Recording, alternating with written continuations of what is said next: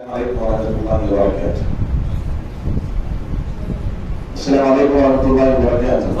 अस्सलाम रहमतुल्लाहि व बरकातुहू। ఎవరు దగ్గరైతే వారు అల్లా కూడా దగ్గరగా ఉంటారు, ఎవరు దూరంగా ఉంటారో వారు దైవకారుణ్యాన్ని కూడా దూరంగానే ఉంటారు. ఎందుకంటే దీని మజ్లిస్లో ఎంత దగ్గరగా ఉంటే అల్లా యొక్క కారుణ్యం అంత దగ్గరగా ఉంటుంది. సాధారణంగా సమాజంలో ఏంటంటే 4 రకాల మనుషులు ఉంటారు. ఒకటి, వాళ్ళు రారు వెళ్ళరు, ఎందుకంటే మాకు మొత్తం తెలుసు అనేటువంటి భావనలో ఉంటారు. రెండో వాళ్ళు వస్తారు కానీ వెళ్ళరు, పక్క వాళ్ళు కూడా వెళ్ళవరు, మాట్లాడుకుంటూ ఉంటారు. మూడవ వాళ్ళు వస్తారు, వింటారు కానీ ఆచరించరు. పది చెప్పారండి క్యా బయాన్ చేయే, ఇంకంతే మార్కులు వేసి పాపం వాళ్ళు వెళ్ళిపోతారు. 4వ రకం వాళ్ళు వస్తారు, శ్రద్ధగా వింటారు, శక్తి వంచన లేకుండా తమ జీవితంలో ఆచరిస్తారు. నబీ సల్లల్లాహు అలైహి వసల్లం అన్నారు, ప్రతిదిన అల్లాహ్ సుబ్హానహు వ తఆలా ఈ 3 వ్యక్తుల మీద ప్రతీకారం తీర్చుకుంటారు అంటారు. ఎందుకు? సాక్షాత్తు అల్లాహ్ యొక్క వాక్యాలు మన ముందు చదివి వినిపించబడుతున్నాయి. కట్టకథలో మా కళ్ళలో వచ్చిందనో లేకపోతే వ్యక్తిగతమైనటువంటి సాక్ష్యాలు కాదు, సకలాన్ని సృష్టించినటువంటి ఆ సర్వోన్నతుడైనటువంటి సృష్టికర్త యొక్క వాక్యాలు మన ముందు చదివి వినిపించబోయేటప్పుడు అలం యాతికుం నజీర్ కాదు బలా కద్ జాఅనా నజీర్ ఫకసబనా వకుల్లమా నజలల్లాహు మిన్ షైఇన్ అంతుం ఇల్లా ఫీ దలాలిన్ కబీర్. ఏమిటి? నా గురించి హెచ్చరించేవాడు, నా వాక్యాలు చదివి వినిపించేవాడు మీ వద్దకు రాలేదా? వచ్చాడు కానీ మేమే తిరస్కరించాము, మేమే ఏ విధమైనటువంటి ప్రయోజనం లేని మాటలను భావించాము, అందుకని ఈ రోజు మేము నరకానికి ఆహుతయ్యాము అని చెప్పేసి ఆనాడు అక్కడ మనిషి బాధపడతారు. కాబట్టి చెప్పేవాడు ఏం చెబుతున్నాడో శ్రద్ధగా వినాలి. పైగా అల్లా యొక్క గృహంలో ఉన్నాము, అల్లా యొక్క వాక్యాలు వింటున్నాము, వాటిని మన జీవితంలో అన్వయించుకునేటువంటి ప్రయత్నం చేయాలి. సోదరుడా రండి. الحمد لله خالق الإنس والجان والصلاة والسلام على النبي الأدنان وعلى آله وصحبه ومن تبعهم بإحسان إلى يوم الحشر والنشور والميزان. أما بعد، فأعوذ بالله من الشيطان الرجيم. بسم الله الرحمن الرحيم. أفحسبتم أنما خلقناكم عبثا وأنكم إلينا لا ترجعون. بسم الله الرحمن الرحيم. هل أتى على الإنسان حين من الدهر لم يكن شيئا مذكورا. بسم الله الرحمن الرحيم. وما خلقت الجن والإنس إلا ليعبدون. رب اشرح لي صدري ويسر لي أمري واحلل عقدة من لساني يفقهوا قولي.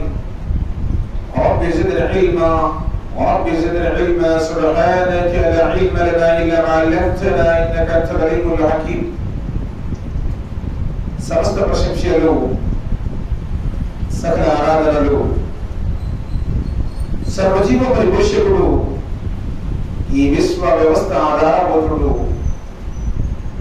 ఇహపరల స్వామి యజమాని అయినటువంటి ఆ అల్లాహ్కు మాత్రమే శోభిస్తాయి.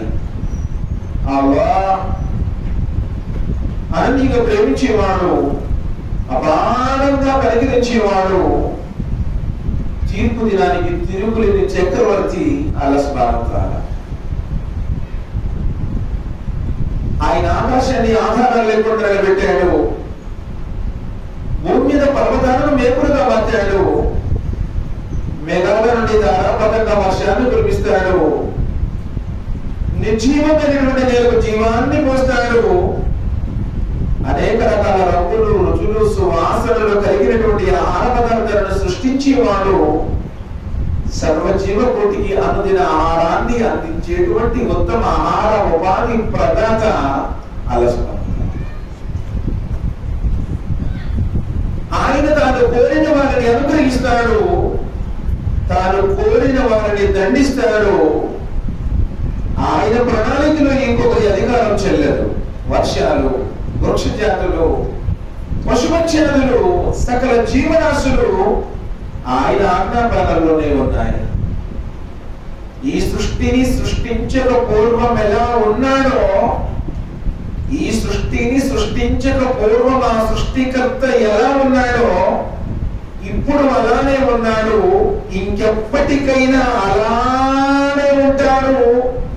మారనివాడు, మార్పులు లేనివాడు, స్థవనీయుడు, చిరంజీవుడు, శాశ్వతుడు, నిత్యుడు, అలస్పాత. ఆయన 2 కాళ్ళ జంతువులను, 4 కాళ్ళ జంతువులను, పొట్టతో పాకే వాటిని, నీటిలో ఈదే వాటిని, గాలిలో ఎగిరే వాటిని సృష్టించినటువంటి మహా అద్భుత సృజనకారుడు అలస్పాత. ఆయన ఆజ్ఞ ఈ సృష్టికి మూలము. ఆయన కారుణ్యమే సకల జీవులకు ప్రాణాధారము. ఆయన ఉనికి అనంతమైనది. ఆయన ప్రేమ అపారమైనది. ఆయన క్షమాపణ విశాలమైనది. ఆయన పొట్టు కూడా చాలా గట్టిది.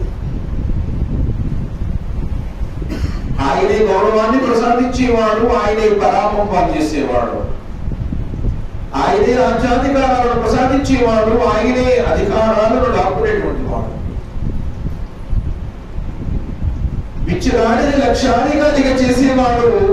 కోట్లకు కడగెత్తిన కోటీశ్వరుడిని దరిద్రులుగా మార్చేటువంటి వాడు, మలచేటువంటి వాడు అలస్పాత.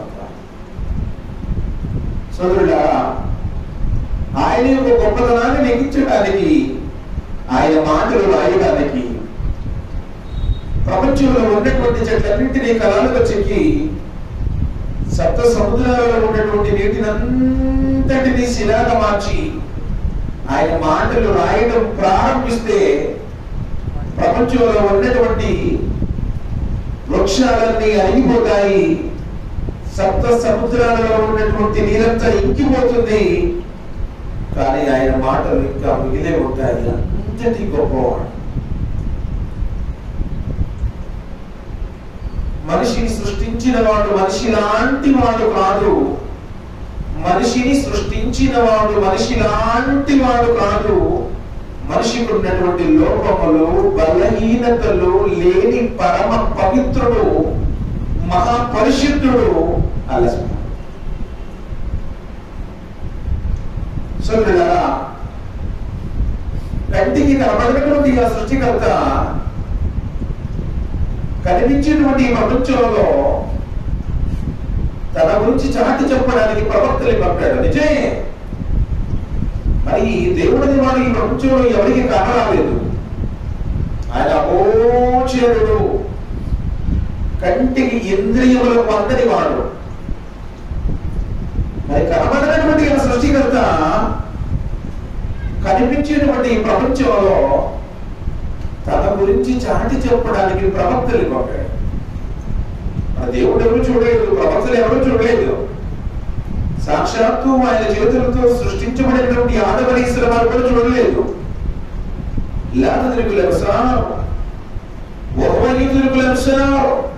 చూపులు ఆయనను చూడజాలము అన్నాడు. ఈ ప్రపంచంలో ఏ నేత్రములు కూడా ఆయనను చూడజాలము. మరి కనబడినటువంటి ఆ దైవం కనిపించినటువంటి ప్రపంచంలో తన గురించి చాటి చెప్పడానికి, తన ఆదేశాలను అందజేయడానికి మానవులనే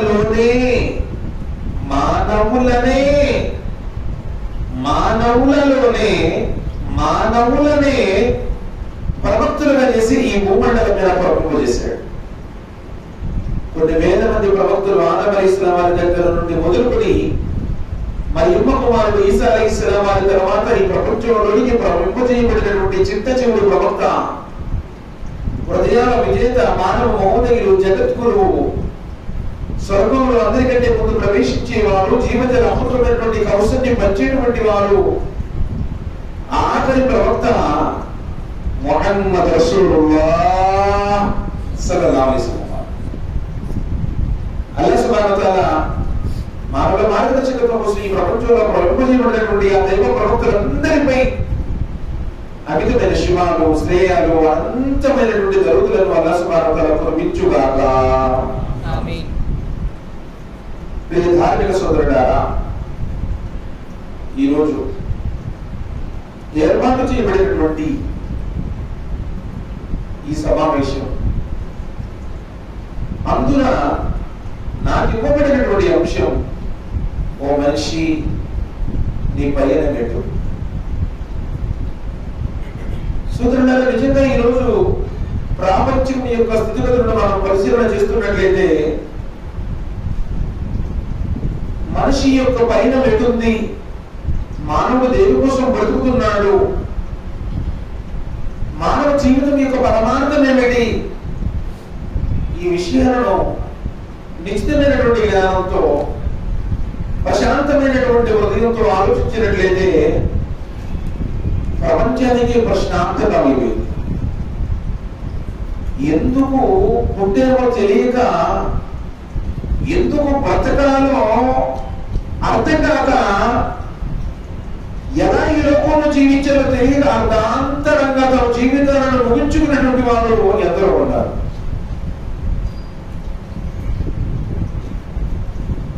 కొంతమంది రిలీజ్ పిక్చర్లకు వెళ్ళి సినిమా థియేటర్లో చచ్చిపోతూ ఉన్నారు. మరికొంతమంది రాజకీయ సమావేశాలకు వెళ్ళి అందులోనే చనిపోయినటువంటి వాళ్ళు ఉన్నారు.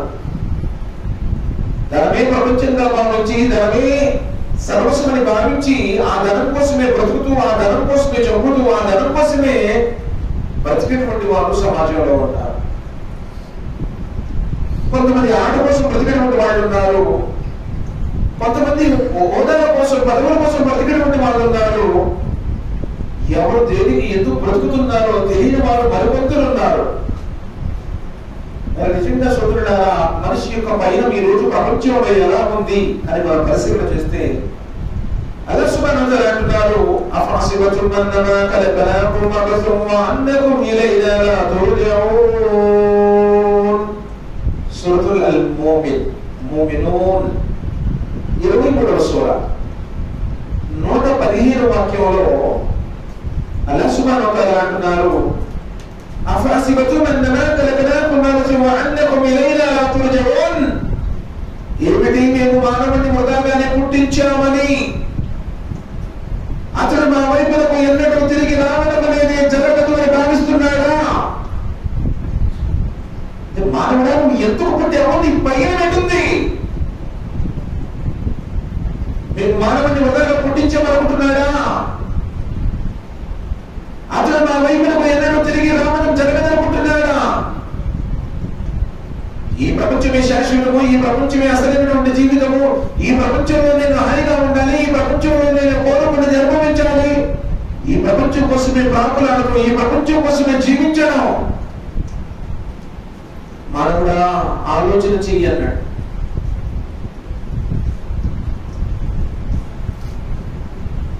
సోదరులారా, ఈరోజు ఏర్పాటు చేయబడినటువంటి సమావేశం ఒక కులానికి, మతానికి, ఒక జమాత్కి, ఒక వర్గానికి, ఒక తెగకు సంబంధించినటువంటి విషయం కాదు.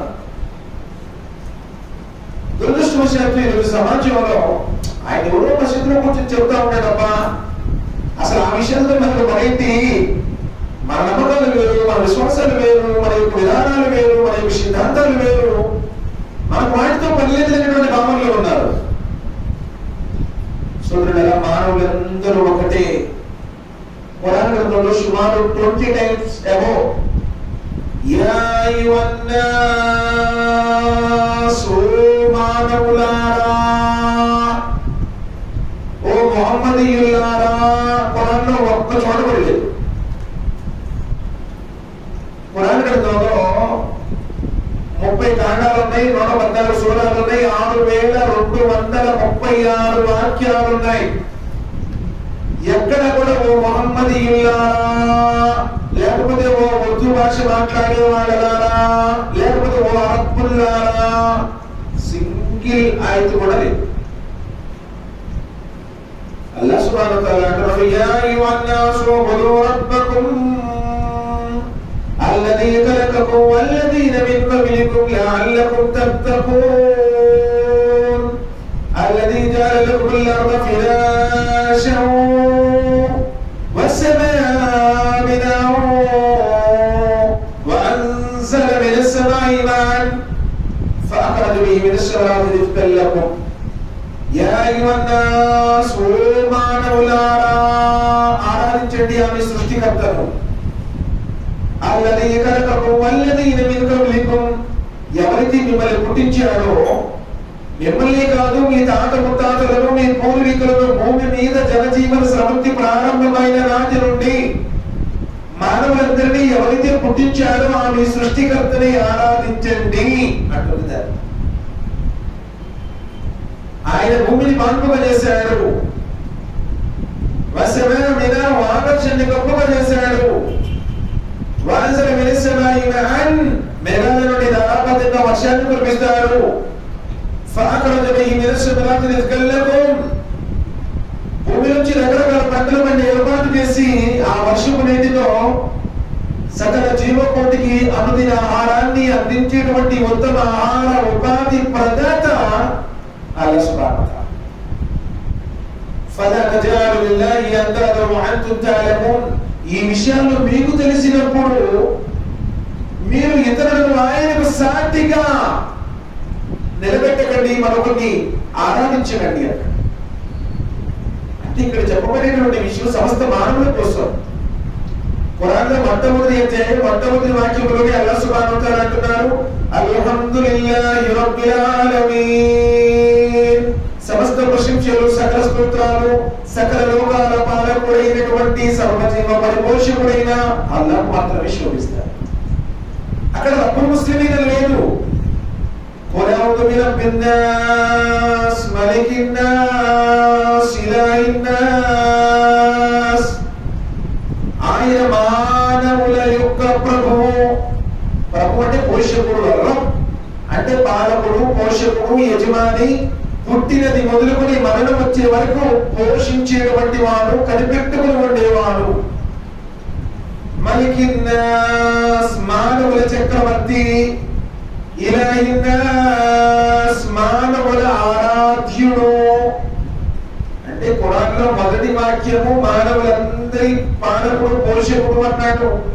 ఆఖరి వాక్యం కూడా మానవుల చక్రవర్తి, మానవుల ఆరాధ్యుడు, మానవుల యొక్క పోషకుడు అన్నాడు. అంటే ఖురాన్ గ్రంథం సమస్త మానవాళిని ఉద్దేశించి మాట్లాడుతుందే తప్ప ఒక మతానికి సంబంధించి, ఒక కులానికి సంబంధించి, ఒక భాషకు సంబంధించి, ఒక వేషకు సంబంధించి, ఒక ప్రాంతానికి సంబంధించి మాట్లాడారు.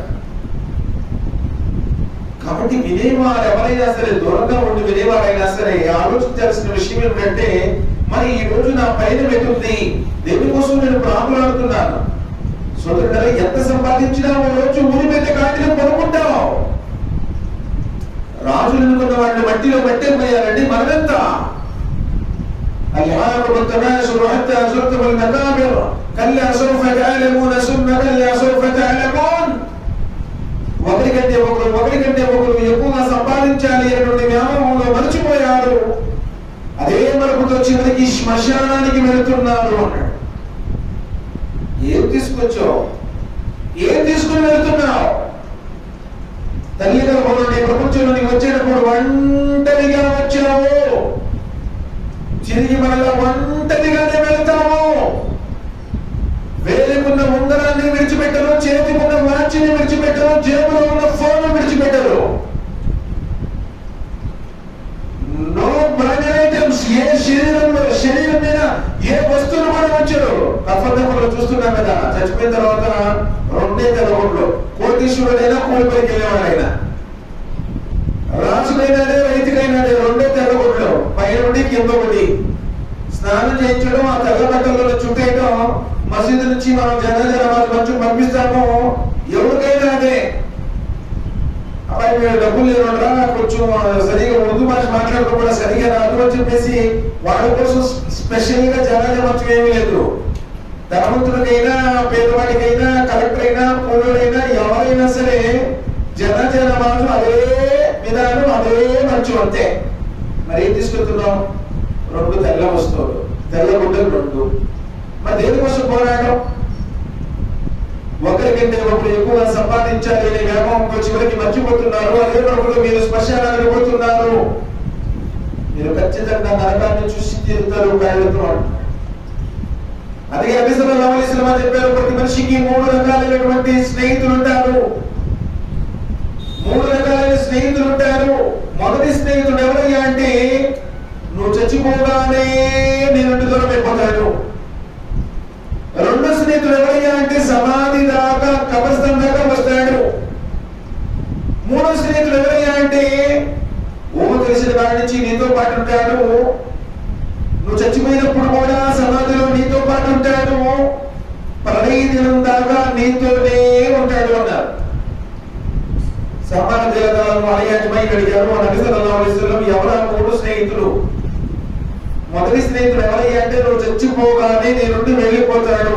నువ్వు సంపాదించినటువంటి ధనం, నువ్వు సంపాదించినటువంటి బంగారం, నువ్వు సంపాదించినటువంటి ఇళ్ళు, ఫ్లాట్స్, నువ్వు సంపాదించి కూడబెట్టుకున్నటువంటి ఏ ఐహికపరమైనటువంటి ధన రాశులైనా చచ్చిపోగా ఏం చేస్తారంటే, ముందు జేబులో ఏమన్నా 10 పర్సులు తీసి ఆడబెట్టండి చెప్పేసి హాస్పిటల్కి వెళ్లే ముందు ఎన్ని తీస్తారు.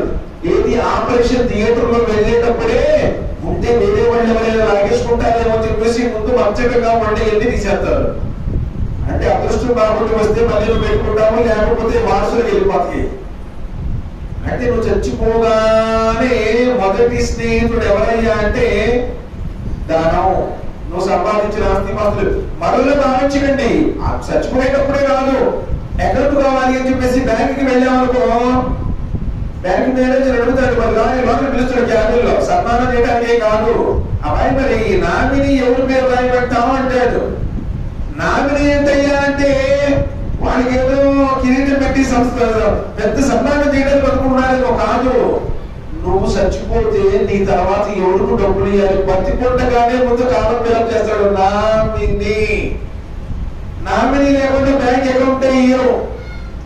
అంటే నువ్వు బతికుండగానే డిక్లేర్ చేస్తున్నాడు, భార్య పేరు రాయమంటావా, మరి నీ తమ్ముడు పేరు, అన్న పేరు రాయమంటావా, ఎవరి పేరు రాయమంటావు అని చెప్పేసి మనం బతికుండగానే వారసుని అటాచ్ చేస్తేనే, ఆ కాలం ఫిలప్ చేస్తేనే మనకి అకౌంట్ వస్తుంది. మరి ఏంటిది నువ్వు సాధించేది? మరి మొదటి స్నేహితుడు ఈ విధంగా నువ్వు చచ్చిపోగానే వెళ్ళిపోతాడు. మరి రెండో స్నేహితుడు ఎవరయ్యా? సమాధి దాకా వస్తాడంటే, అదే తెలుస్తున్నాడు, చాలా మంచిగా పలకరించేవాడు, ఎక్కడ పెట్టినా సరే మంచిగా ఇస్తిమాలో వచ్చేవాడు, ఎక్కడ పెట్టిన ఎక్కడ ఇస్తిమాన వెళ్ళేటువంటి వాడు, ఎప్పుడు దైవ కార్యంలో ముందు ఉండేవాడు, మంచివాడు, ఎవరిని ఒక మాట అనేవాడు కాదు, చాలా ప్రయత్నం చేసేవాడు అని చెప్పేసి, చివరిసారిగా చూద్దామని చెప్పేసి అందరూ వస్తారు, జనమందరూ పాల్గొంటారు. అని పూడ్చి వేసి ఆ కరణం జరిగేదాకా వస్తాడు, సమాధి దాకా వస్తాడు. అక్కడి నుంచి తల్లిదండ్రులైనా అన్నదమ్ములైనా ఎవరైనా సరే తిరిగి అక్కడి నుంచి వెనక్కి వచ్చేటువంటి వాళ్ళే. మరి మూడో స్నేహితుడు ఎవరయ్యా?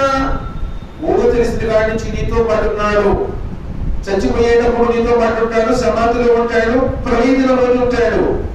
నువ్వు చేసినటువంటి ఆమాల్నామా, నువ్వు చేసుకున్నటువంటి పాప పుణ్య కర్మలు, ఒక ఆచరణకు నీ యొక్క ఆకారం ఇవ్వబడుతుంది. నువ్వు చేసినటువంటి ఆచరణకు ఎవరయ్యా నువ్వు? నీ ఆచరణను అంటాడు. నువ్వు చేసినటువంటి ఆచరణలే ఒక రూపమై నీ దగ్గరకు వచ్చేస్తాయి. ప్రళయం దాకా ఉంటాయి, సమాధులు కూడా ఉంటాయి. దాన్ని బట్టి సమాధుల ప్రశ్నలు జవాబులు. నీ స్నేహితు ఎప్పుడైతే నీ వృద్ధులను కూర్చోబెట్టి సమాధిలో పెట్టారో 40 అడుగుల దూరం వెళుతుండగానే నబీ సల్లల్లాహు అలైహి వసల్లం చెప్పారు, వారి చెప్పుల చప్పుడును వినుచుండగానే మురికి దగ్గర వస్తారు. ఎవరు నీ స్వామి, ఎవరు నీ సృష్టికర్త, ఎవరు నీ యజమాని, ఎవరిని నువ్వు ఆరాధించావు? మొదటి ప్రశ్న. రెండవది, నీ ప్రవక్త ఎవరు, ఎవరిని నువ్వు అనుసరించావు, ఎవరి విధానం ప్రకారం నువ్వు జీవితాన్ని గడిపావు, ఏ ప్రవక్త మార్గదర్శకత్వంలో నువ్వు ఉన్నావు, ఏ కాలంలో ప్రజలు ఆ కాలం ప్రవక్తనే చెప్పాలి. మూసా అలైహిస్సలాం వారి కాలంలో ఉన్న ప్రజలు మూసా అలైహిస్సలాం వారి పేరే చెప్పాలి. ఈసా అలైహిస్సలాం వారి కాలంలో ఉన్న ప్రజలు ఈసా అలైహిస్సలాం వారి పేరే చెప్పాలి. ఇది ముహమ్మద్ సల్లల్లాహు అలైహి వసల్లం వారి యొక్క ప్రళయం దాకా జిన్నాతులు కూడా స్వర్గంలో పోవాలంటే ముహమ్మద్ సల్లల్లాహు అలైహి వసల్లం వారి పేరే. సాక్షాత్ మూసా అలైహిస్సలాం అన్నారు, నాకు కూడా వస్తే ముసలిసలో చెప్పారు, మూసా కూడా తిరిగి వస్తే ఇప్పుడు నా ధర్మం తప్ప మరో మార్గం చూడలేదు అన్నారు. రేపు ప్రళయానికి ముందు ఈసా అలైహిస్సలాం వస్తారు, ఆయన కూడా ముందు నమాజ్ కూడా వెళ్ళరు. మెహదీ అలైహిస్సలాం ఫజర్ నమాజ్ చదివించడానికి ఇమామత్ ముసల్లా మీద కూర్చుంటాడు, దైవం ఆయన దిగొస్తారు బైతుల్ ముఖద్దస్ నుంచి.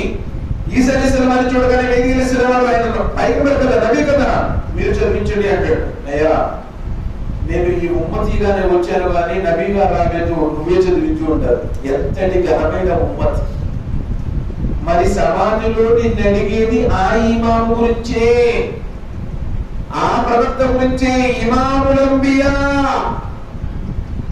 వమా అర్సల్నాక ఇల్లా రహ్మతల్ లిల్ ఆలమీన్. ప్రవక్త ముహమ్మద్ సల్లల్లాహు అలైహి వసల్లం సకల లోకాలకు కారుణ్యంగా పంపించబడిన ప్రవక్త.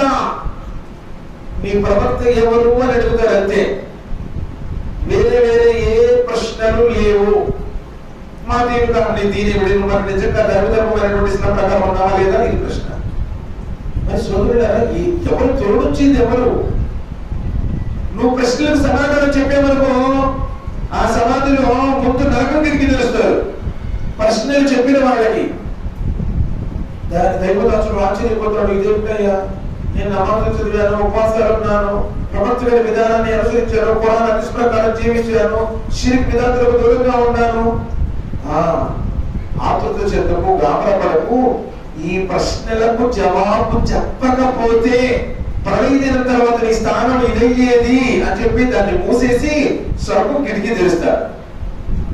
ఆ స్వర్గభరితమైనటువంటి ఆ పరిమాణాలను చూసుకుంటూ, ఆ స్వర్గ దృశ్యాలను చూసుకుంటూ ఉంటారు. పెండ్లి కుమార్తె రాక కోసం ఎదురు చూస్తున్న పెండ్లి కుమారుడు వల్లే రెస్ట్ తీసుకో అని చెప్పేసి దైవతులు వెళ్ళిపోతారు. ఎవరైతే సమాధానం చెప్పలేదో వాళ్ళ కోసం స్వర్గం కిటికీ తెరుస్తారు ముందర. అబ్బా అసలు చూడు, నేను లోకంలో బతుకున్నప్పుడు నమాజులకు పోలేదు, రంజాన్లో ఉపవాసాలు ఉండలేదు, ఏ రోజు అల్లాహ్ యొక్క ఆరాధన అయ్యి కూడా చేయలేదు, నేను నా ఇష్టానుసారంగా జీవించాను, అప్పుడప్పుడు శివానికి వెళ్ళాను, తాము చేశాను, అన్ని రకాల పాపాలు చేశాను, చూసావా, అయినా కానీ నాకు ఇక్కడ అల్లాహ్ స్వర్గం కిటికీ తెరిచాడు అని చెప్పి అనుకుంటాడు. ఒరే దౌర్భాగ్యుడా, నువ్వు సమాధానాలు చెబితే అది లభించేది లేదు కాబట్టి ఇదిగో నరకం యొక్క కిటికీ, దీని యొక్క అగ్నిశేఖరణ అనుభవించు అని చెప్పి నరకం కిటికీ తెరవడం. భయంకరమైన వేదన సోదరుడు అనుకున్నంత తెలియదు కాదు. మునికి ఉన్నది ఎలాంటి వాళ్ళంటే నబిసరస్సులు వారు చెప్పారు, వాళ్ళ దగ్గర ఉన్నటువంటి ఇనప గద్దలతో ఆ ఊరు పర్వతం మీద ఒక్క దప్పేస్తే ఊరు పర్వతం కూడా దుమ్ముదులు అయిపోతుందట. నబీ సల్లల్లాహు అలైహి వసల్లం అన్నారు, ఆ సమాధిలో ఉండేటువంటి సర్పం ఎంతటి భయంకరమైనది అంటే ఒకసారి ఆ సర్పం కనుక తన విషయాన్ని భూమి మీద చెల్లితే భూమి మీద జీవం అన్నదే ఉండదు అన్నారు.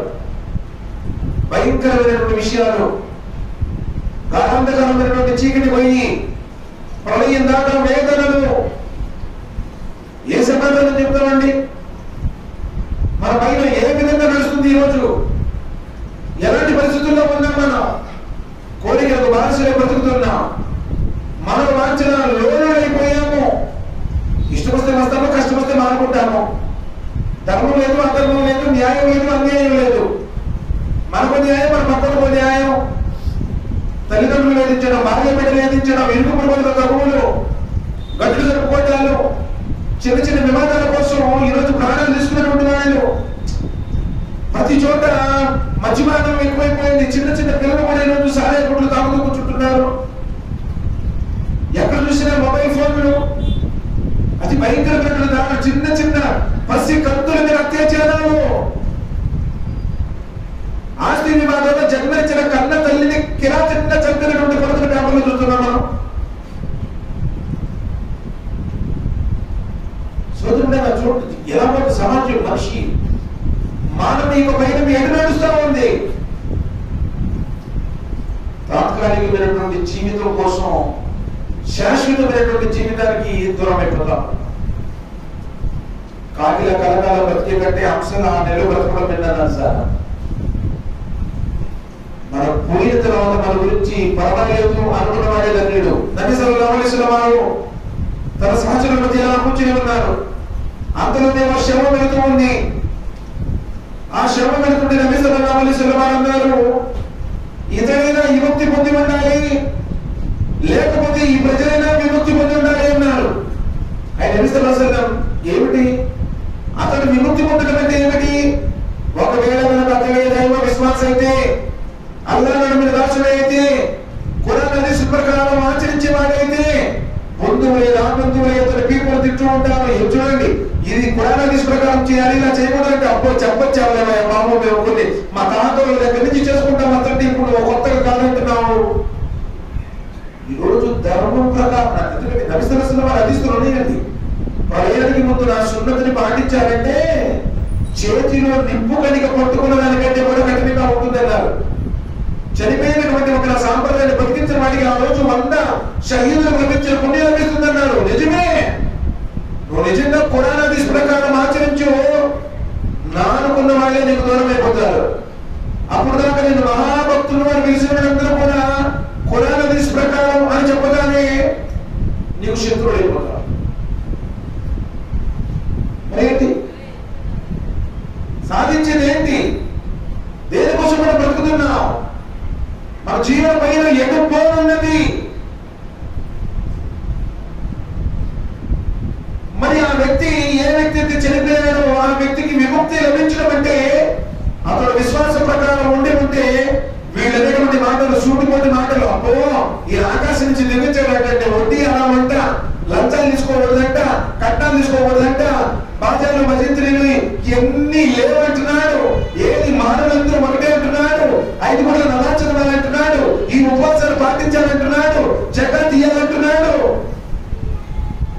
ఈ మాటలతో నిన్ను చింతలో పొడుచుంటారు, సూదులతో పొడుస్తారు. మాటలతోనే తోటలు లాంటి మాటలు గుండెల్లో ఉంచుతా ఉంటారు ఎప్పుడు కూడా. ఎందుకు? ఏ దురాచారానికి రాడు, ఏ దురాచారము బాధరాడు. కాబట్టి చనిపోయినటువంటి వ్యక్తి ఒక మోమిన్ అయితే అతనికి విముక్తి కలుగుతుంది వీళ్ళ బాధల ద్వారా, వీళ్ళ మాటల ద్వారా అన్నారు. ఇక రెండోది, మరి వారికి ఎట్లా విముక్తి కలుగుతా? చనిపోయిన వాడు ఒకవేళ దౌర్జన్యపుడైతే, చనిపోయినటువంటి వాడు ఒకవేళ పాపాత్ముడైతే, వాడు చేసేటువంటి పాపాల కారణంగా వాళ్ళందరూ సొంతంగా ప్రశాంతంగా పడుతుంటారు. ఎందుకంటే ఎప్పుడు జనాలందరూ చెబుతుంటాడు, అనవసరంగా పడుతుంటాడు, తల్లిదండ్రులు వేధిస్తుంటాడు, భార్య బిడ్డలు హింసిస్తూ ఉంటాడు, ఇరుగు పరుగుతో ఎప్పుడు తగులు, కొట్లాట్లు, అల్లర్లు, డబ్బులు అప్పించామని ఎప్పట్టేస్తాడు, మాట ఇచ్చాడంటే వాగ్దానం భంగం చేస్తాడు. కాబట్టి అలాంటి దౌర్జన్య పరం నుంచి వీళ్ళకైనా విముక్తి కలిగింది అని. అది నిజమైనటువంటి విశ్వాసం ఏమిటంటే, నిజమైనటువంటి గమనిస్తానం ఏమిటంటే, మానవుడు తనను పుట్టించినటువంటి ఆ సృష్టికర్త యొక్క ఆరాధన చేయడం.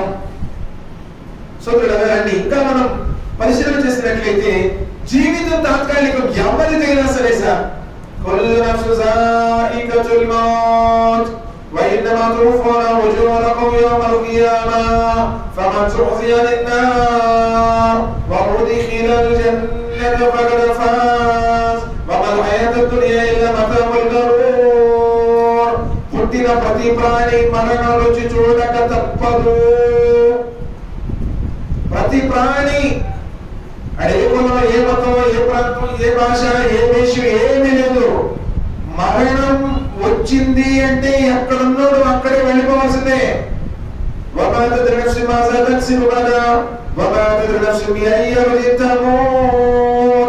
ఏ మానవుడు ఏమి సంపాదించాలో, ఏ ప్రాణికి ఏ భూభాగంలో చావు వచ్చిందో డిసైడ్ చేసి పెట్టాడు ఆయన.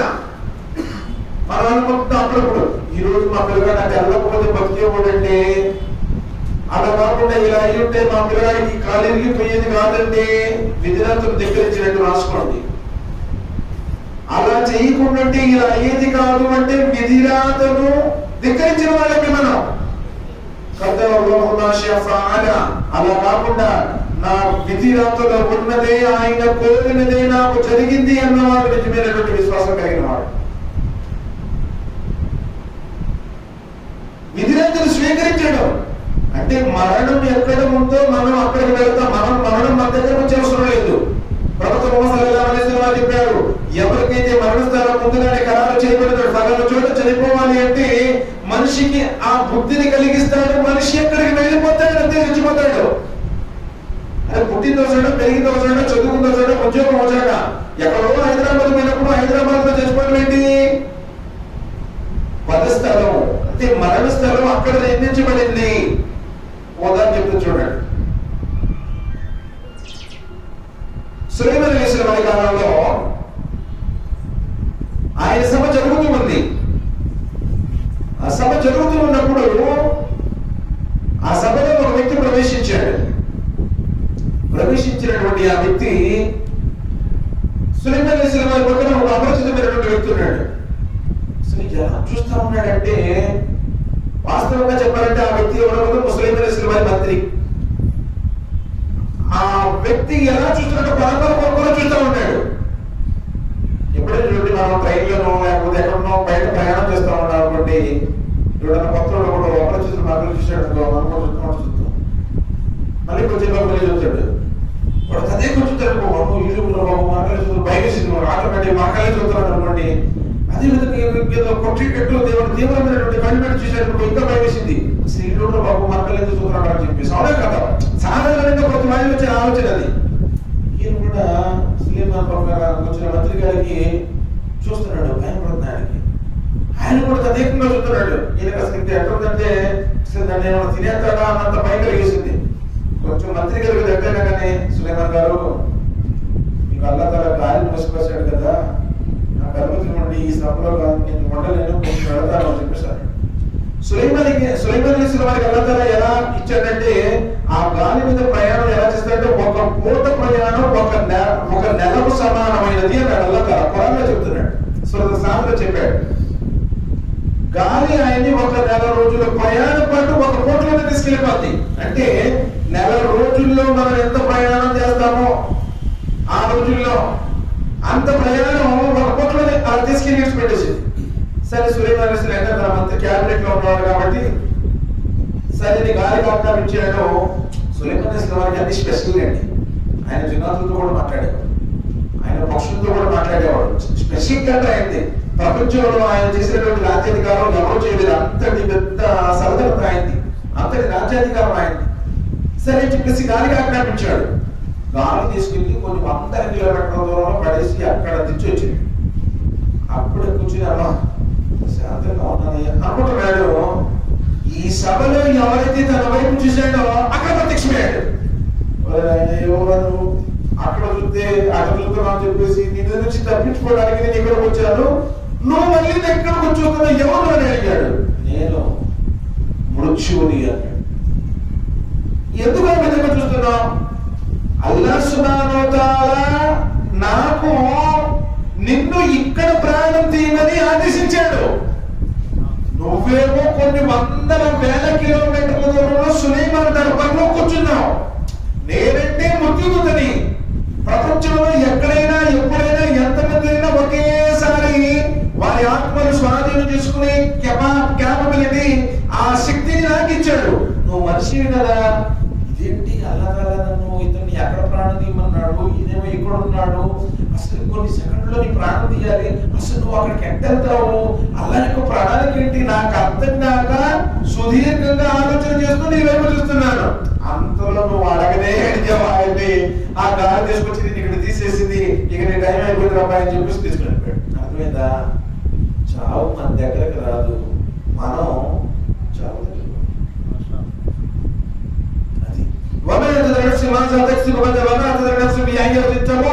ఏ ప్రాణి ఏ భూభాగంలో ఎక్కడ చచ్చిపోవాలో అని డిసైడ్ చేసి ఉంచాడు.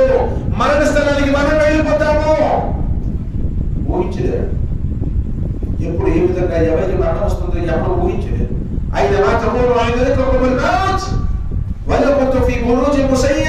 ఇక మృత్యు ఎలాంటిదంటే, నువ్వు ఎంతటి రాచకొండ మృత్యులో దాక్కున్నా నా మృత్యు నిన్ను కబడుతుంది అంట. బాగా మన దగ్గర డబ్బులు ఉండే, మా పెద్ద బిల్డింగ్లు ఉండే, మంచి వ్యాపారం నడుస్తుంది, ఎప్పుడు కావాలంటే అప్పుడు డబ్బులు ఉండే, ఇప్పుడు చచ్చిపోవాలనుకుంటున్నారేమో. మన కరోనాలో ఏం కాపాడింది డబ్బు. ఎక్కువ కోటీశ్వరులే చచ్చిపోయింది. పేర్లు అనుకునే వాళ్ళు, రోడ్ల పడుకునేటువంటి వాళ్ళు, లేదా భిక్షాటన చేయించేటువంటి వాళ్ళు ఎవరు చచ్చిపోవాలా? బాగా లక్షలు 2 లక్షలు పెట్టి ఇంజక్షన్ చేయించుకున్నారే వాళ్ళే చచ్చిపోయారు. అంటే డబ్బులుంటే చచ్చిపోము అనుకునేది బట్టి మన బాబాయ్. మేము డబ్బులుంటే చచ్చిపోవాలనుకుంటున్నాను. సమాజంలో డబ్బులకి చావుకి సంబంధమే లేదు. అసలు డబ్బులు లేని కూడా చాలా మంది బతుకుతూ ఉంటారు. మరణం ఆయన చేతుల్లో ఉంది. మరణం రాకముందే నీ సృష్టికర్త వైపు తిరుగు అంటున్నాడు. కుల్లు నఫ్సిన్ జాయికతుల్ మౌత్ వ ఇన్నమా తువఫౌన ఉజూరకుమ్ యౌమల్ కియామా. ప్రళయ దినం రోజు నువ్వు చేసినటువంటి కర్మలన్నిటికీ ప్రతిఫలం ఇస్తాను అంటున్నాడు. నువ్వు ఎక్కడెక్కడ ఎప్పుడెప్పుడు ఎవరెవరితో ఏం చేసావో మొత్తం డిసైడ్ చేశాడు, రికార్డింగ్ చేశాడు.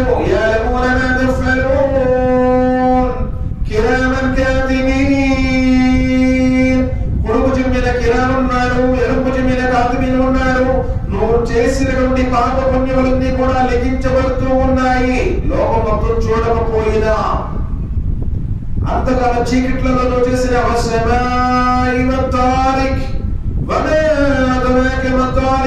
ఆకాశంలో ఉన్న నక్షత్రాలను కూడా నీ మీద కాపలాదారులుగా పెట్టాను.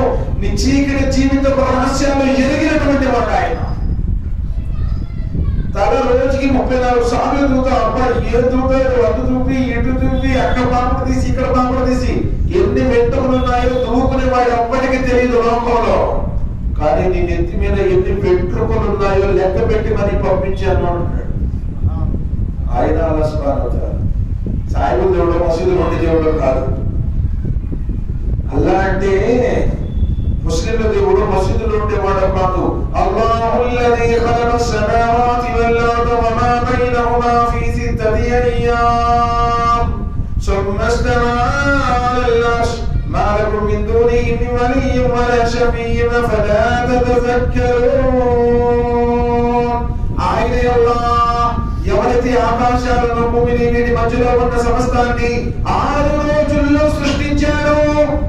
ఆకాశాన్ని ఆధారాలే కొండలు పెట్టాడు, భూమి మీద పర్వతాలను మేఘాలుగా మార్చాడు, మేఘాల నుండి ధారాపాతంగా వర్షాన్ని కురిపిస్తున్నాడు, పర్వతాలను మేఘులుగా మార్చాడు, కాలాలను కాలచక్రాలను తిప్పుతున్నాడు.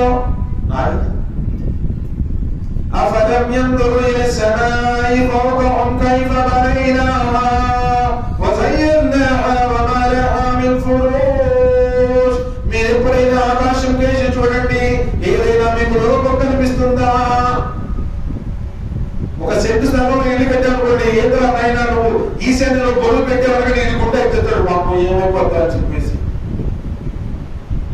ప్రతి దాంట్లో ఒక లోపం చూపించవచ్చు. నువ్వు చేసిన దాంట్లో ఏం సరిగా నిర్మాణంగా కట్టబడలేదు, ఇక్కడ సిమెంట్ సరిగా వేయలేదు, ఈ గొట్టలకి సరిగా పోర్చలేదని చెప్పేసి ఈ లోపాలు చూపించవచ్చు. ఇంత పెద్ద సృష్టిలో అల్లాహ్ సృష్టించిన ఆ సృష్టిలో ఇంత లోపం కూడా నువ్వు చూపించలేవు అన్నాడు.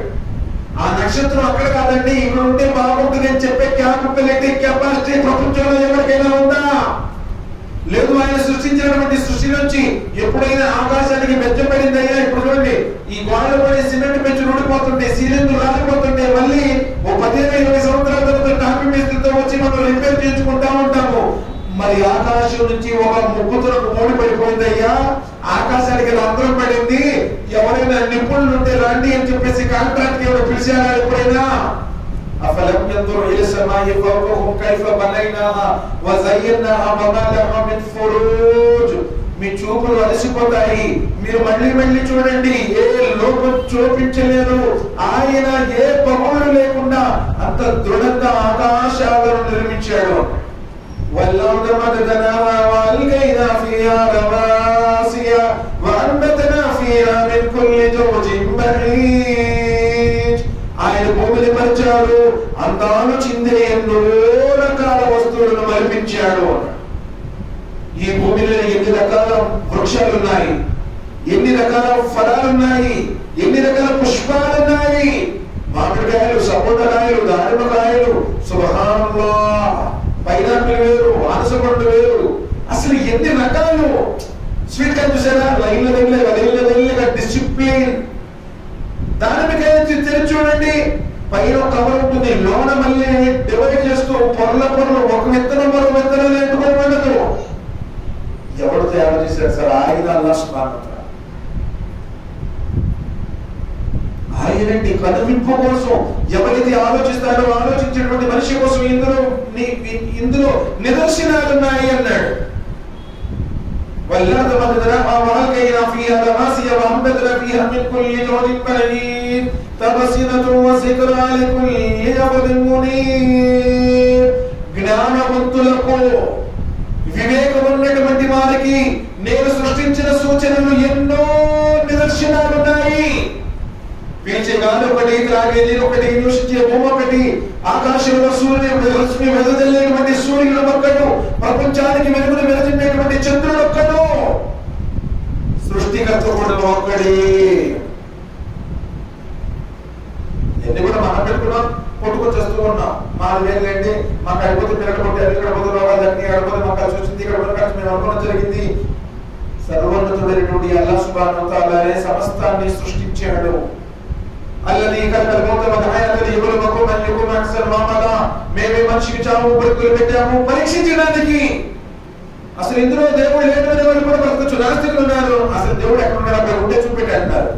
మరి వాళ్ళు బతకట్లా? వాళ్ళ పిల్లలు కూడా పెద్ద చదువులు చదివి విదేశాల్లో ఉద్యోగాలు చేయడం వల్ల. సోదరులారా, జ్ఞానంతో ఆలోచించండి.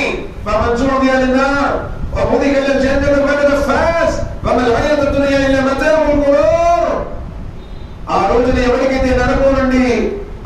ఎవరికైతే నరకం నుండి విముక్తి కలుగుతుందో, ఎవరికైతే స్వర్గ ప్రవేశం ప్రాప్తిస్తుందో అసలైనటువంటి విజయం అది అన్నాడు. ముందు వాక్యంలో నువ్వు చేసినటువంటి ప్రతి పనికి ప్రతిఫలం ఇస్తారు, లెక్క పెట్టి మరి వచ్చారు అంటున్నాడు. నీ శరీరం మీద ఉన్న శ్వేత రంధ్రాలెన్నో కూడా ఆయనకు తెలుసు. తల మీద ఉన్న వెంట్రుకలెన్నో ఆయనకు తెలుసు. నీ గుండె చప్పుడు వింటున్నాడు. నీ మనసులో ఉన్న మర్మములు ఎదిగినటువంటి వాడు. ఎవ్వరు కూడా వారు చేసిన కర్మల నుండి తప్పించుకోలేరు. నువ్వు రవ్వంత పాపం చేసినా, రవ్వంత పుణ్యం చేసినా మీజాను ఉంది అన్నాడు. కాటా వేసి తోపు దూసి నువ్వు చేసినటువంటి పుణ్య ఫలాలన్నింటికి ప్రతిఫలం, పాప పుణ్యాలన్నింటికి ప్రతిఫలాలు ఇస్తాను అంటున్నాడు. ఎవ్వరు తప్పించుకోలేడు. ఒక్కొక్కడుగా హాజరవుతారు ఆయన ముందు. అక్కడ ఎవరు మీ జమాతులు ఏమంటారు, మీ కుటుంబ సభ్యులు ఎవరేమంటారు, మీ ఎవరు ప్రెసిడెంట్ గారు అంటారు. ఒంటరిగా వచ్చాము, ఒంటరిగా ఆయన దగ్గర ఉంటాము. ఒక్కొక్కటిగా లేపి లెక్కడుకుతాను అంటున్నాడు. జీవితం మొత్తానికి సంబంధించి 50,000 సంవత్సరాలకు సమానమైనటువంటి రోజు అది. ఎవరికి పనికిరానటువంటి రోజు అది. ఆలోచన పరిస్థితి. సూత్రుడు అనే జ్ఞానంతో ఆలోచించాడు. ఏమో సార్, ఒక్కరోజు ఈ రోజు పొద్దున రేపటికి రెండు ఏం తీసుకుని వెళ్తారు? ఎవరు గుర్తుంటే చెప్పండి. మీ నాన్నగారి పేరు చెప్పండి. సరే, వాడి నా పేరు కలాస్. మీరు చెప్పండి, మీ నాన్నగారి పేరు వాడి పేరు కలాస్. మన పేరు కూడా చెప్పాలి. ఎందుకంటే ఫోన్ ఇచ్చాము వాళ్ళకి, అయిపోయింది కలాస్. మనమన్నా పాపలు చెప్పి మీ నాన్నగారి పేరు అబ్దుల్ అజీజ్. మా నాన్న పేరు వాస్తవం సార్. నేను చెబుతుంటే మీరు ఏదో అనుకుంటున్నారు. నిజాలు ఇవి. ఎవ్వరు కూడా మీరేమి చెప్పచ్చు. మీ నాన్నగారి పేరు గుర్తుందా? మీ నాన్నగారి పేరు చెప్పండి. వాడి పేరు తెలీదు. ఇంకా గుర్తుంటే ఇంకొకటి ఎవరో ఇంకో పేరు చెప్తారు. అంతే. నా నిజం తమ్ముడు చెప్పింది వాస్తవం ఇది. ఈ ఇస్లాం అంటే సాయిబులు మాత్రం అలాంటి సాయిబులు కాదు. సర్వాన్ని సృష్టించినటువంటి సృష్టికర్త ఆయన్నే గుర్తించమని దైవధర్మం చెబుతుంది. ఏముందండి, ఎవరు గుర్తుందని ఇప్పుడు నిజంగా ఎవరికి కూడా తెలియదు. రేపు రోజున మన పిల్లలు మన పేర్లు మర్చిపోయేటువంటి స్థితి. ఎందుకు? ఇదివరకు పిల్లగాడు ఆడగానే అమ్మో, నాన్నో, తాతో, అమ్మమ్మో, నాయనమో ఏదో ఒకరు ఎత్తుకునేవాళ్ళు. ఇప్పుడు ఏం చెప్తారు తెలుసా? వాడు మొగాన ఒక ట్యాంపర్ ఎత్తారు పోలు. వాళ్ళని చూసుకుంటా ఆ పోలు అప్పో నా పిల్లగాడు అప్పుడే యూట్యూబ్ కూడా ఓపెన్ చేస్తాడంటే రేపు లాగేస్తాడు. ఆ సంగతి నీకు తెలియదు.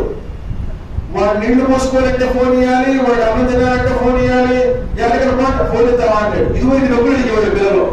ఏదో కొనుక్కోవడానికి నాకు ₹10 నాకు ₹10 కానీ ₹20 నాకు పోగితే ఎవరంటాడు. అంతగా ఎడిట్ చేసేసి ఆ పశు హృదయాలలో మనం విష బీజాలు అంటేస్తాం.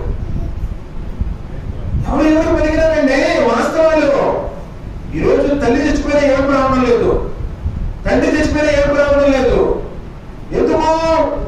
24 గంటలు ఫేస్బుక్ లో, వాట్సాప్ లో, ట్విట్టర్లు, వాట్సాప్ స్టేటస్ లో పెట్టుకోవడం, లేకపోతే ఏదో షార్ట్స్ చూసుకోవడం, ఏదో ఒకటి ప్రతి ఒక్కటి ఫోన్లు చేస్తుంటే, మజ్జిగ చేసేది చేస్తుంటే ప్రతి ఒక్కటి ఫోన్లు రికార్డింగ్ చేసుకోవడం, యూట్యూబ్ లో పెట్టుకోవడం, చూసుకోవడం. 24 గంటల జీవితం ఇదే అయిపోయింది. అందుకని జీవితమే అంత యాక్షన్. అనుబంధాలు లేవు. నిజంగా చెప్తున్నా, ప్రేమలో అనుబంధాలు లేవు. ఎప్పుడు కన్న తల్లి తండ్రి చచ్చిపోయినా కూడా నేను ఫోన్ చూసుకుంటాను ఉంటాడు. ఎందుకంటే బిజినెస్ మొత్తం దాటుతుందనంట. ఏమో సార్, ఏంది జీవితం మన పైన పెట్టు ఎత్తి వెళ్తున్నాం మనం. అంతగా చీకట్ల వైపు మనం నడిపించబడతా ఉన్నాము. నిజంగా ప్రపంచం కూడా ఏమనిపిస్తుంది? పోనీ ఏదో ప్రశాంతత ఉంటుందా? మనిషి అనుకుంటాను ఏమీ లేనప్పుడు రోడ్డు మీద మరుపు లేకపోతున్నాడంటే తన కింద ఓ దిండు కింద సాప ఉంటే బాగుండా ఉంటాడు. సరే సాప దిండు వచ్చింది. తర్వాత ఏమనుకుంటాడు? ఎక్కడ దొరుకుతున్నాను, వానికి దొరుకుతున్నాను, కొంచెం ఏదైనా ఒక చిన్న పూల గుడిసె ఉంటే బాగుంటుంది. పూల గుడిసె వచ్చింది. ఆ పూల గుడిసె వచ్చినాక ఏమనుకుంటాడు? వాళ్ళందరూ మంచి డాబా ఉంటే నాకు పూల గుడిసె అయితే నాకు డాబా కావాలని డాబా వచ్చింది. ఆ డాబా వచ్చినాక ఏమనుకుంటాడు? వాడు ఎంత బాగుంటున్నాడు, 2 అంతస్తు 3 అంతస్తు నాకు 1 అంతస్తే ఉంది, అది కావాలనుకుంటాడు. అది వచ్చింది. దాని తర్వాత ఇంకోటి కావాలనుకుంటాడు. దాని తర్వాత చిన్నగా ఇప్పుడు వార్డు మెంబర్ అయ్యాడు, దాని తర్వాత కార్పొరేట్ అయ్యాడు, దాని తర్వాత నేను ఎమ్మెల్యే, దాని తర్వాత దాని తర్వాత కోరికలు అపరిమితం, చచ్చిపోయేదాకా కోరికలు ఆగవు. అందుకే నబీ సల్లల్లాహు అలైహి వసల్లం అన్నారు, మనిషికి పెద్ద లోయ నిండా బంగారం దొరికినా వాళ్ళు ఏమనుకుంటారంటే రెండో లోయ నిండా కూడా దొరికితే బాగుంది కదా. మనిషి పొట్ట సమాధి మట్టితో తప్ప నిండదో చెప్పారు నబీ సల్లల్లాహు అలైహి వసల్లం. ఎంతైనా సరేనండి, నీకు ప్రశ్న లేదు. ఈరోజు 1000 రూపాయలు సంపాదించావు, సంతోషంగా ఇంటికి వెళ్తాడా? లేదు, ఇంకో 100 బాగుంటుంది, ఇంకో 100 బాగుంటుంది. చిన్న విషయం చెప్తా చూడండి. పురాణాది కాదు, హింపత కోసం మనం వినవచ్చు. రాజుగారు తన సమావేశంలో చూస్తుంటాడు కదా. రాజుగారు ఏంటంటే కొంచెం టెన్షన్తో నిద్ర పడట్లా. కానీ ఆయన సమావేశంలో వాడు ఉన్నాడు. వాడు అసలు ప్రశాంతం ఎప్పుడు నవ్వుతూ ఉంటాడు, హాయిగా ఉంటాడు. మంత్రి గారిని కావాలి అన్నాడు. వాడు చూడన్నాడు, వాడు సంతోషంగా ఉన్నాడు. నా దగ్గర ఏమీ చెప్పు, వచ్చిన వైడులకు పదకొండినటువంటి కిరీటాలు ఉన్నాయి, శృతి మెత్తని పార్కులు ఉన్నాయి, అంతఃపురాలు ఉన్నాయి, రాజమహళ్ళు ఉన్నాయి. సో వాడి దగ్గర ఏముంది? పూలు గుడిసా. వాడి దగ్గర ఏమి లేవు. వాడేమో హాయిగా ఉంటున్నాడు, నాకు ఇంతకి టెన్షన్ అని చెప్పన్నాడు.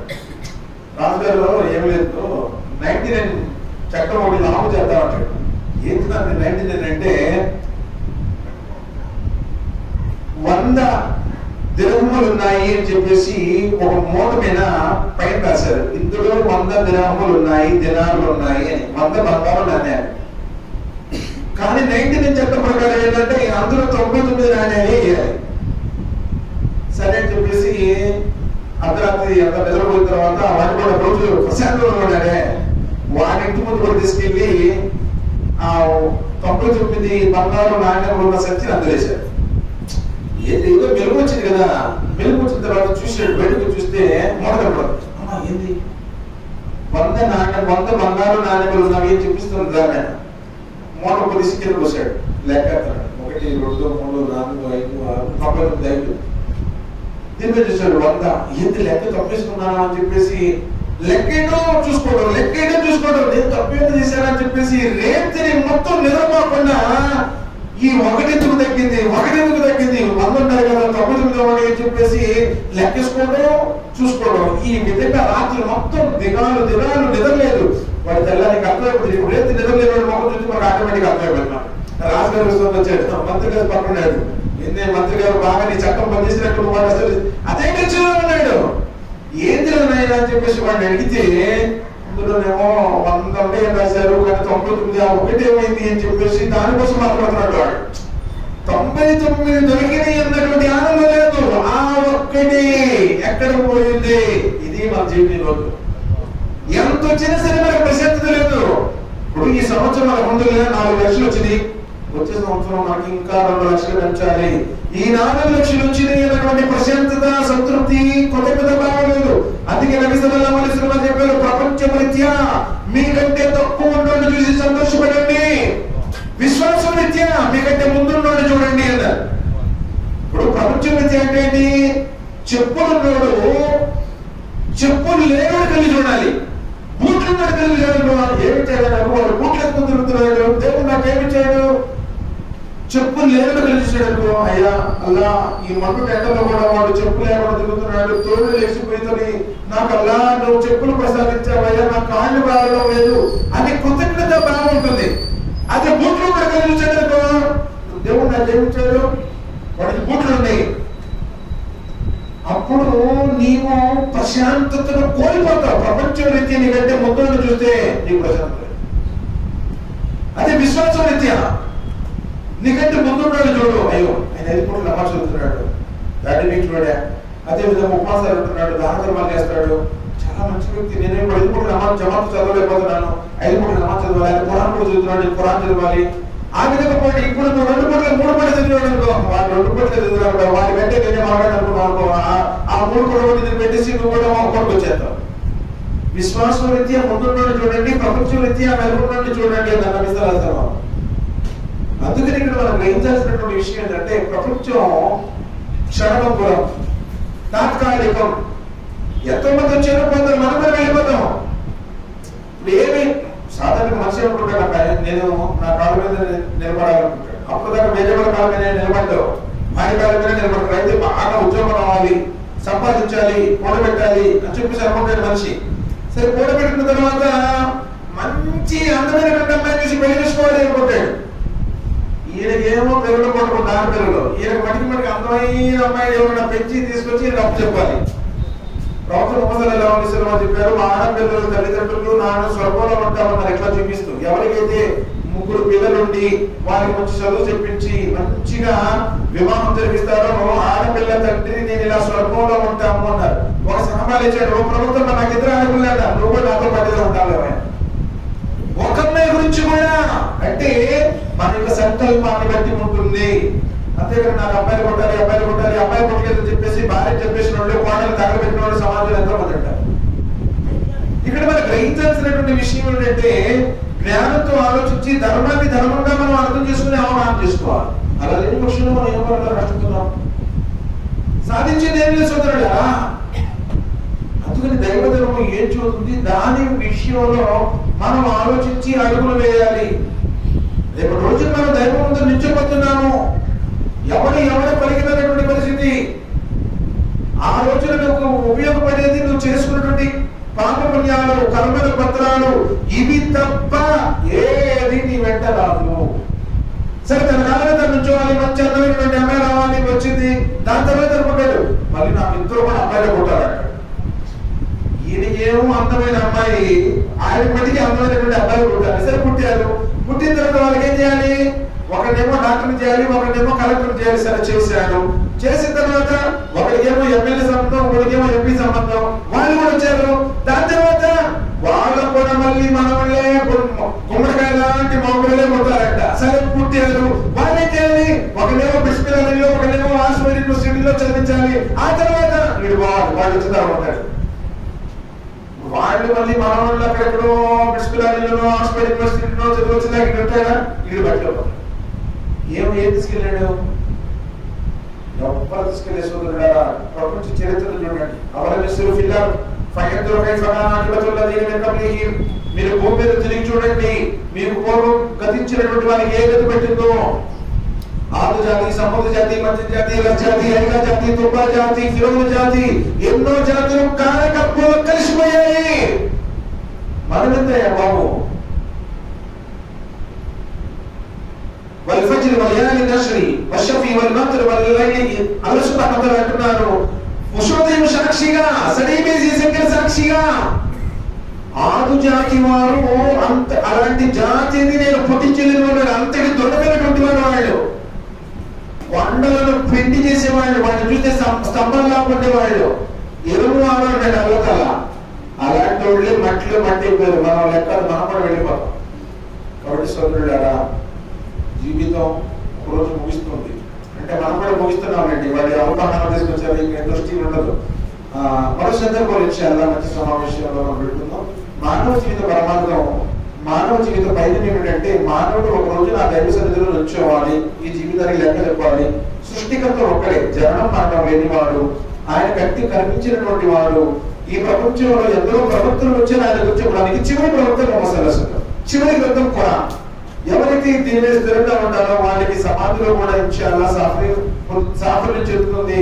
రేపు శాశ్వతమైనటువంటి ఆ తీర్పు దినం రోజున శాశ్వతమైనటువంటి గమ్యస్థానం స్వర్గం లభిస్తుంది. లేదంటే మా ఇష్టం మాది మీరు ఎన్ని చెప్పినా సరే నేను ఇలా చేసుకుంటాను. ధర్మంలో నిర్బంధం లేదు, రాజకీయ దైవ ధర్మంలో నిర్బంధం లేదు. ఎవరినైనా ఆచరించవచ్చు, అనుసరించవచ్చు, ఏ మార్గంలో ఉండొచ్చు. ఎవరిని ఇబ్బంది పెట్టడం కానీ భారతం చేయడానికి దైవ ధర్మం లేదు. కాబట్టి జ్ఞానంతో ఆలోచించండి. ఇది కులానికి మతానికి సంబంధించింది కాదు. మానవ జీవితం యొక్క నిజమైన యథార్థత, నిజమైనటువంటి గమ్యస్థానం ఇస్లాం ధర్మం. అల్హమ్దులిల్లాహ్ నేను అల్లాహ్తో దుఆ చేస్తున్నాను. వల్ల ఎవరైతే ఈ రోజు ఈ సమావేశంలో పాల్గొన్నారో, ఎవరైతే దూరంగా ఉండి కూడా శ్రద్ధ పెట్టి పెడుతున్నారో అల్లాహ్ అందరికీ హిదాయత్ ప్రసాదించు, అల్లాహ్ అందరి పాపాలను క్షమించు. వచ్చిన హాజరైనటువంటి పురుషులు, స్త్రీలు, పిల్లలు, పెద్దలు, వృద్ధులు అందరికీ కారుణ్యాన్ని అనుగ్రహించు. మా పాపాలను మన్నించు, సమాధి బాధల నుండి మమ్మల్ని కాపాడు. అల్లాహ్ మా యొక్క ఆమలను మా కుడి చేతిలో వచ్చి సౌభాగ్యాన్ని ప్రసాదించు. సమాధిలో మా స్వర్గం కిటికీ చేసే అదృష్టాన్ని ప్రసాదించు. వల్ల మేమందరూ కూడా నరకం అగ్ని నుండి కాపాడబడి స్వర్గంలో ప్రవేశించి అల్లాహ్ నిన్ను సందర్శించుకునే సౌభాగ్యాన్ని మాకు ప్రసాదించు. ఆమీన్. అస్సలాము అలైకుం వరహ్మతుల్లాహి వబరకాతుహు.